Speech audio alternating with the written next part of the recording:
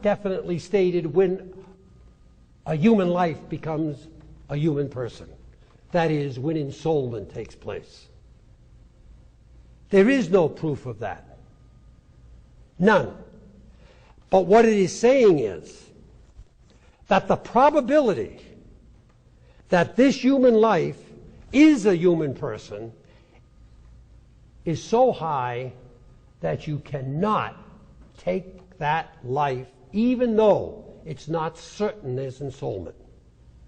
That is, you would have to have over 75% probability that there was no soul there before you could take that life, before it would be anything other than unjustified killing, murder. How does that differ from the standard of killing children in war? How does that justify in a speck? How does that justify any killing in war that does not meet any one of those standards? They are all working with the same moral theory.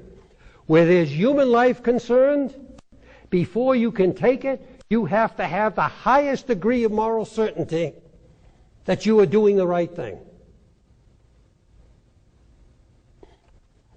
They're confusing the issue when they get up there and they say abortion is not war.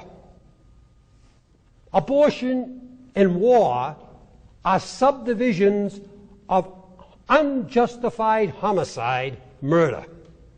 They are not standing by themselves. The moral reality is unjustified homicide, intentional. They are the same thing. And no one person's life is any less than another person's life. A little child in Iraq is not more significant than a child in the wound in Peoria, or vice versa. The unjust taking of an innocent human life is murder, in utero, post utero. And the issue is being confused terribly for all kinds of reasons. It is not that war is one thing and abortion is another thing and capital punishment. There is one thing: the unjustified taking of a human life, murder. If it's unjustified, it's murder. Period. So with that, I just thought here now we would kind of, what shall we say? We'll kind of conclude. We'll kind of conclude now with just some little things that John and I have put together that might kind of raise this in terms of clarity over and above. Now, I know you have to go back and you have to get this and you have to listen to the logic of it. I assure you the logic is impeccable. And I assure you it's Catholic Church teaching. But there's more to it than this. You are the jury. And your jury, first of all, for your own conscience. What can you say? What can you say about just war theory in all honesty, as it is and as it applies to your church, to your world, to yourself? And so I would say, and then to those you're responsible to. You're the jury. And so this is the final presentation, what we have here, to the jury in terms of what is the truth of the matter. Because of this. Veracity is adherence to truth. Veracity is the heart of morality. Take truth out of the whole thing. Take truth out of morality, and you've got, what have you got? You've got chaos. Chaos. Consider, this is from the Pope.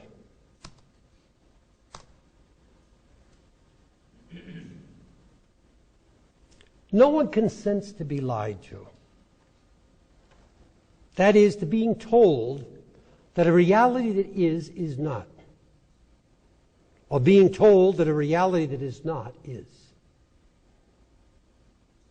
Many people lie, he says, but no one wants to be lied to.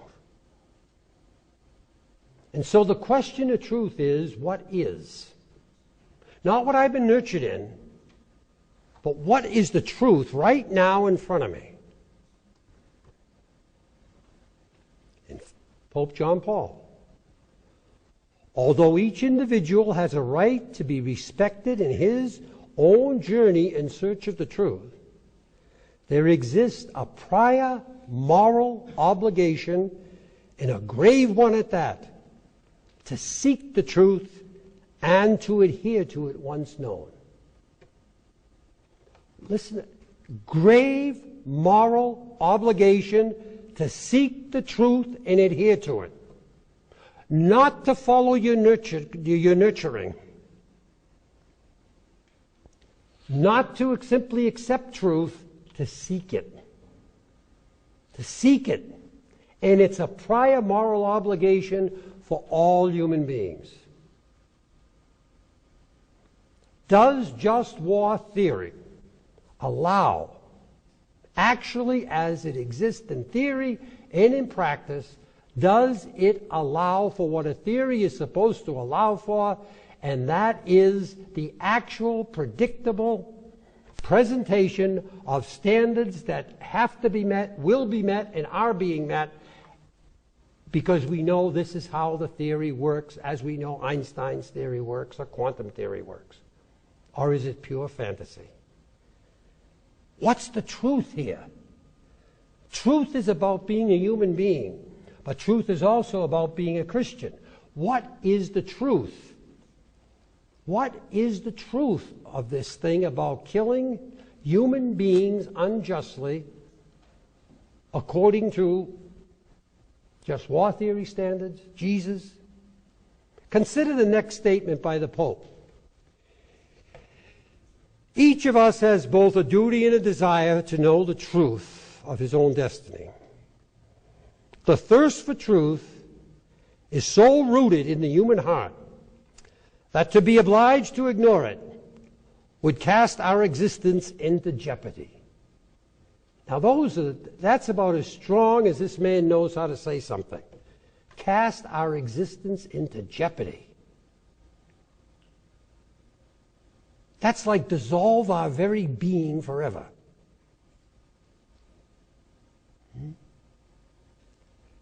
And therefore, to ignore the search, what is going on?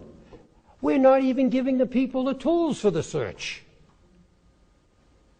We're not matching the empirical reality with the standards. It's just the king says go to war and off we go. This is madness. This isn't truth. This is culturally supported untruth. And so what we are conducting here is,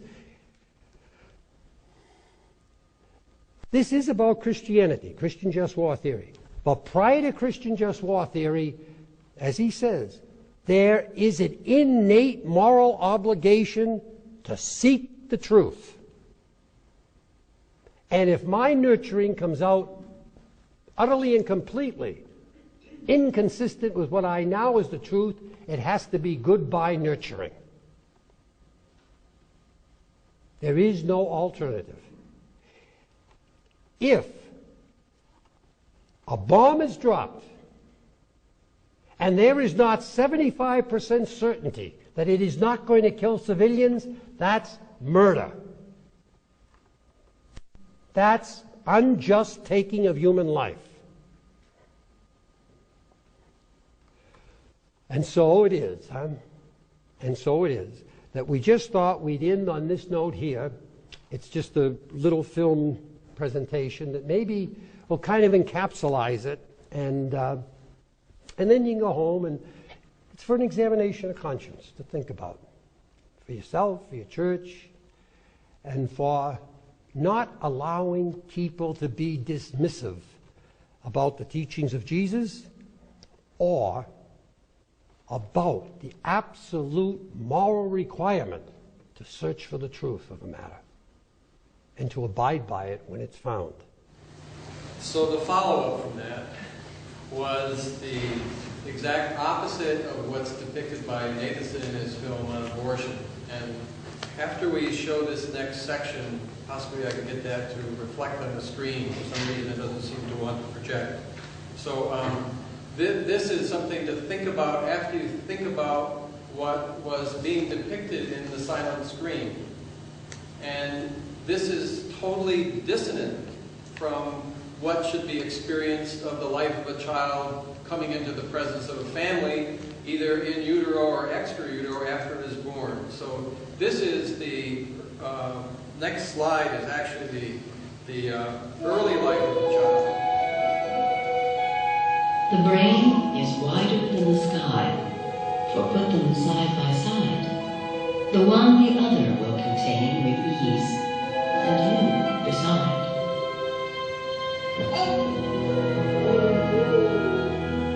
The brain is deeper than the sea, for hold them blue to blue. The one the other will absorb, as sponges buckets do. The brain is just the weight of God, for heft them pound for pound, and they will differ, if they do, a syllable from sound.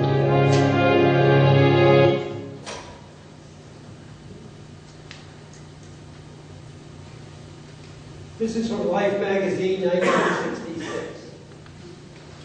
It's about napalm, the most effective anti-personnel weapon, is euphemistically described as unfamiliar cooking fluid by those apologists for the American military methods.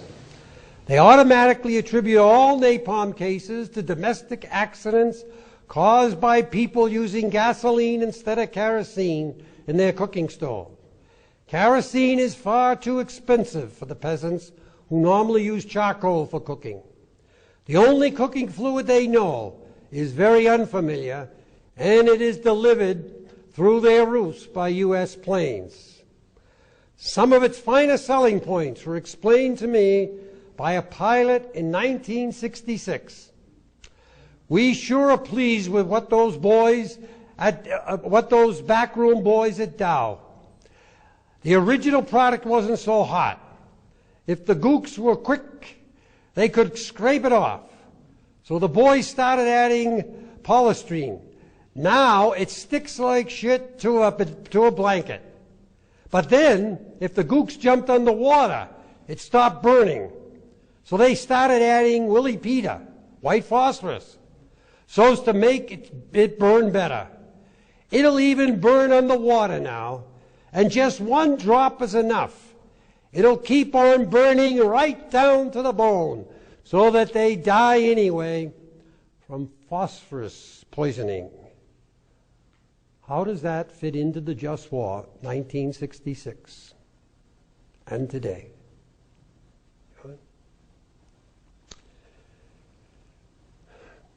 Recall the face of the poorest and most helpless person you've seen. And ask yourself if the next step you contemplate is going to be any use to that person. That's what Gandhi wrote for an epitaph when he was asked by Nehru to state what nonviolence was.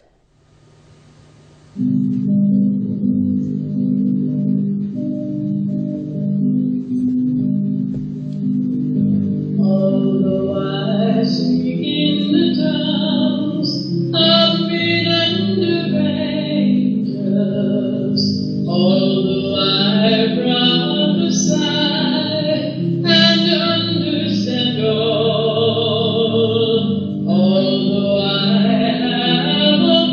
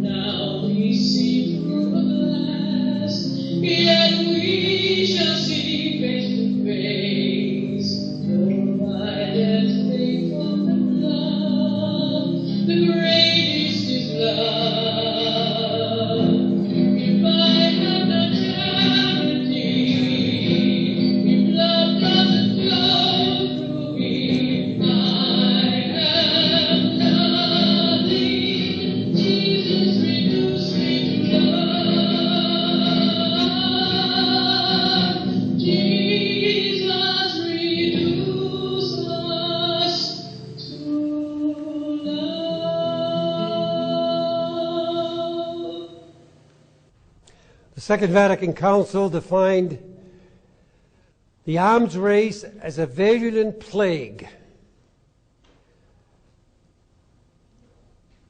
How much certainty is needed before a Christian can go into producing weapons of destruction that, as Pope Paul said, by their very production, they cause the poor to starve and suffer.